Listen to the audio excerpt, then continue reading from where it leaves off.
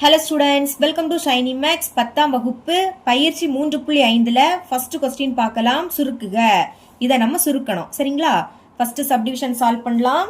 Question எடுத்து எழுதியாச்சு. இப்பவே நம்ம இதை கேன்சல் பண்ணலாம். ஆனால் கொஸ்டின்லேயே கேன்சல் பண்ணக்கூடாது. மறுபடியும் இதை ஒரு வாட்டி எழுதிக்கிட்டு தான் கேன்சல் பண்ணணும். இதை அப்படியே எடுத்து எழுதிருங்க. 4x² into Y by 2z². இடையில பெருக்கல், மேலே என்னது இருக்கு 6x இன்டூ z³ பை கீழே என்னது இருக்கு 20 y நடுக்கு 4 எழுதியாச்சு. இப்போ கேன்சல் பண்ணுங்க. இது ரெண்டுமே ரெண்டாவது வாய்ப்படி கேன்சல் ஆகும். 1 2 2 2 4. இனி 20 2 இதுவும் ரெண்டாவது வாய்ப்படி கேன்சல் ஆகும். 1 2 2 இந்த 0 அப்படியே வந்துடும். இங்கே 1 2 2. இனி 10 6 ரெண்டுமே ரெண்டாவது வாய்ப்படி கேன்சல் ஆகும். I 2 10 மூ 2 6. இதுக்கு மேலே கேன்சல் பண்ண முடியாது. அப்போ மேல உள்ளதையும் பெருக்கி எழுதிருங்க. 1 3 பெருக்குனா 3. நம்பரை பெருக்கி எழுதியாச்சு. இனி இங்கே x² இருக்கு, இங்கே x இருக்கு. இதை ரெண்டே பெருக்கணும். அடிமானம் சேமா இருக்கா? ரெண்டுலேயும் x தான் இருக்கு. அடிமானம் சேமா இருந்ததுன்னா அதை ஒரு வாட்டி எழுதணும். எழுதிக்கிட்டு இங்கே நம்ம பெருக்கிறோம், அதனால அடுக்க கூட்டணும். இங்கே அடுக்கில் 2 இருக்கு, எதுவும் இல்லாட்டா 1 இருக்குன்னு அர்த்தம். கூட்டுங்க. 2யும் 1யும் கூட்டினா 3. அடுத்து இங்கே மட்டும்தான் y இருக்கு, எழுதிருங்க. அங்கே மட்டும்தான் z³ இருக்கு. மேலே உள்ளதை பெருக்கி எழுதியாச்சு. அடுத்து கீழே உள்ளதை பெருக்கி எழுதணும். 1யும் 5யும் பெருக்குன்னா 5. அப்புறம் y நடுக்கு 4 எழுதிக்கணும். அடுத்து தான் z² எழுதிக்கணும். ஏன்னா ஒய்க்கு அடுத்து தான் z வரும். இதோட ஸ்டாப் பண்ணக்கூடாது. மேலே நம்ம நம்பரை தான் கேன்சல் பண்ணோம். இனி xyz இதை நம்ம சால்வ் பண்ணி எழுத போகிறோம். முதல் நம்பர் எழுதிருங்க. மேலே 3 இருக்கா, கீழே என்னது இருக்கு 5 இருக்கு. மேலே மட்டும் தான் x³ இருக்கு, அது அப்படியே இருக்கட்டு. ஏன்னா கீழே x இல்லை, பார்த்தீங்களா? அடுத்து பாருங்க, இங்கே y இருக்கு, இங்கே y நடுக்கு 4 இருக்கு. ரெண்டுல எது பெருசு? y நடுக்கு 4 தானே பெருசு, அது கீழே இருக்கு. அப்போ கீழே ஒய்யை ஒரு வாட்டி எழுதணும். எங்கே பெரியது இருக்கோ அங்கே தான் எழுதணும். இப்போ அடுக்க கழிக்கணும். இதுக்கு முன்னாடி x அதை ஒரு வாட்டி எழுதணும். பெருக்குனால அடுக்க கூட்டணும். இங்கே இது வகுத்தல் தானே, அப்போ அடுக்க கழிக்கணும். அடிமானத்தை ஒரு வாட்டி எழுதிக்கிட்டு அடுக்க கழிக்கணும். இங்கே அடுக்கில் எதுவும் இல்லாட்டா 1 இருக்குன்னு அர்த்தம். கழிங்க. 4லேருந்து 1 கழிச்சா என்ன கிடைக்கும்? 3ன்னு கிடைக்கும். அப்போ அடுக்கில் 3 எழுதிக்கணும். இனி இங்கே z³ இருக்கு, இங்கே z² இருக்கு. z³ தான் பெருசு, 2 விடைக்கு 3 தான் பெருசு. அப்போ மேலே தான் பெரியது இருக்கு, அதனால z மேலே தான் எழுதிக்கணும். கழிங்க. 3லேருந்து 2 கழிச்சா 1, அடுக்கில் 1ன்னு எழுதிக்காண்டாம். இதுதான் இதோட ஆன்சர். செகண்ட் சப்டிஷன் சால்வ் பண்ணலாம். இதை ஃபர்ஸ்டே நம்மளால கேன்சல் பண்ண முடியாது. ஓகே, பாருங்க, இங்கே p² இருக்கு. அப்போ இதை காரணிப்படுத்தலாமா? ஓகே, பெருக்கும் போது என்ன கிடைக்கணும்னா p² முன்னாடி எதுவுமே இல்லை. அப்போ லாஸ்ட் என்னது இருக்கு? +21 குறியீடோட எடுத்து எழுதிக்கணும். ஓகேங்களா? அடுத்து கூட்டும் போது என்ன கிடைக்கணும்னா சென்டர்ல உள்ளது. சென்டர்ல என்னது இருக்கு? -10 இருக்கு. -10. ஓகே, இப்போ பெருக்கும் போது 21 எப்போ வரும்? 7 3 21. அடுத்து அதை கூட்டுனா நம்மளுக்கு 10 வரணும். 7 3 கூட்டினா 10 வருது. அப்போ இதுதான் கரெக்டாக இருக்கும். இனி குறியீடு போடணும். பெருக்கும் போது இங்கே ப்ளஸ் குறியீடு இருக்கு. பெருக்கும் போது இங்கே ப்ளஸ் குறியீடு இருந்துன்னா ரெண்டுக்குமே ஒரே குறியீடு தான் நம்ம போடணும். ஓகேங்களா? அடுத்துள்ளதை பாருங்க. கூட்டும் போது இங்கே என்ன குறியீடு இருக்கோ அதை தான் ரெண்டுக்குமே போடணும். இங்கே மைனஸ் இருக்கு, அப்போ ரெண்டுக்குமே மைனஸ் குறியீடை போட்டுருங்க. இப்போ செக் பண்ணுங்க. பெருக்கும் போது 2 மைனஸ்னா ப்ளஸ் ஆயிடுமா? 7 3 21 கரெக்டாக வருது.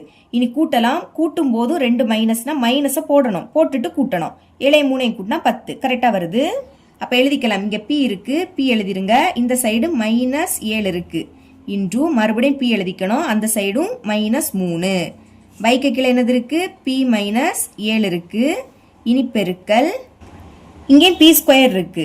அப்போ இதையும் காரணிப்படுத்தலாமா? பெருக்கும் போது என்ன கிடைக்கணும்னா p² முன்னாடி எதுவுமே இல்லை. அப்போ கடைசி என்னது இருக்கு? -12. கூட்டும் போது சென்டர்ல உள்ளது. pக்கு முன்னாடி எதுவுமே இல்லை, எதுவுமே இல்லாட்டா 1 இருக்குன்னு அர்த்தமா? +1. புரியுதா? ஓகே, இப்போ பெருக்கும் போது 12 எப்போ வரும்? 3 12. அடுத்து 6ஐயும் 2ஐயும் பெருக்கினாலும் 12 வரும். அப்புறம் 1ஐயும் 12ஐயும் பெருக்கினாலும் 12 வரும். பெருக்கும் போது இங்கே மைனஸ் குறியீடு இருந்ததுன்னா நம்ம கழிப்போம். கழிக்கும் போது நமக்கு 1 வரணும். பாருங்க, 6லேருந்து 2 கழிச்சா என்ன கிடைக்கும்? 4. அப்போ இது வராது. 12லேருந்து 1 கழிச்சா 11 வரும். அப்போ இதுவும் வராது. ஆனால் இங்கே பாருங்க, 4லேருந்து 3 கழிச்சா 1 வருமா? அதனால தான் இந்த 2 நம்பரையும் எடுத்துக்கிட்டேன். போன இதில் என்ன பார்த்தோம்னா, பெருக்கும் போது இங்கே ப்ளஸ் குறியீடு இருந்துன்னா ரெண்டுக்குமே ஒரே குறியீடு தான் போடணும்.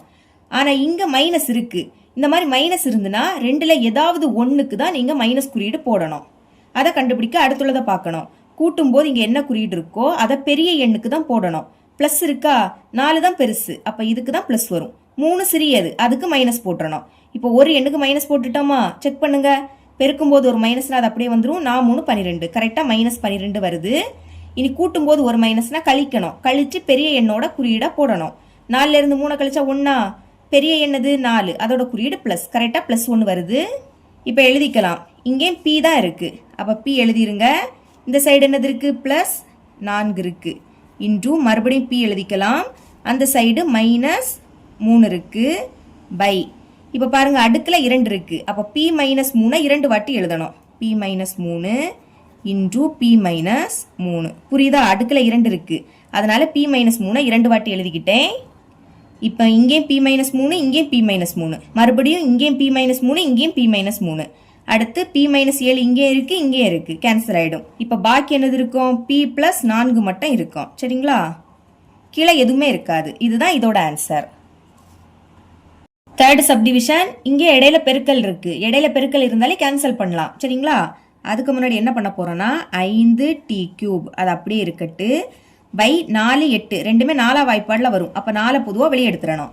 வெளியே எடுத்தோடனே ப்ராக்கெட்டை ஓப்பன் பண்ணிடுங்க. இங்கேருந்து 4 வெளியே எடுத்தால் பாக்கி என்னது இருக்கும்? டி இருக்குமா? சென்டரில் மைனஸ். இனி 8 எப்படி எழுதலாம்னா 4 8ன்னு எழுதிக்கலாம். இப்போ 8 பார்க்காதுங்க, இதை மட்டும் பாருங்க. இங்கேருந்து 4 வெளியே எடுத்தால் பாக்கி 2 இருக்கா? பெருக்கல். இனி 6 12 ரெண்டுமே 6 வாய்ப்பாடில் வரும். அப்போ 6 வெளியே எடுத்துருங்க. இங்கேருந்து 6 வெளியே எடுத்தால் பாக்கி உள்ள டி இருக்கும். சென்டரில் மைனஸ். இனி 12 எப்படி எழுதலாம்னா 6 12ன்னு எழுதிக்கலாமா? இங்கேருந்தும் 6 வெளியே எடுத்தால் பாக்கி என்னது இருக்கும்? 2 இருக்கும்.